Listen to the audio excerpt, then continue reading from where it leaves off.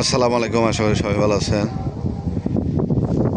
ফুরন্ত রোদের মধ্যে কৃষকের কিছু চাষাবাদ জমিনের মধ্যে চলে আসলাম আপনাদের সাথে।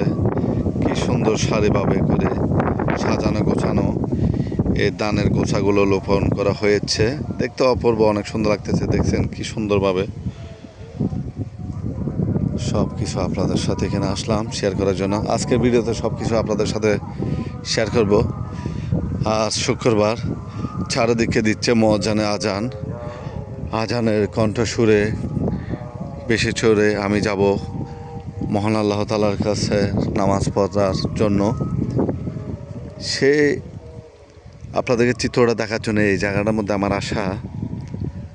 কারণ অনেক মানুষ অনেক বিভিন্ন কাজকর্ম নিয়ে ব্যস্ত, আমি আমার ব্লগ ভিডিও নিয়ে ব্যস্ত। সব কিছু আপনাদেরকে একটু ঘুরে দেখাচ্ছি। খুব সুন্দর একটা জায়গা।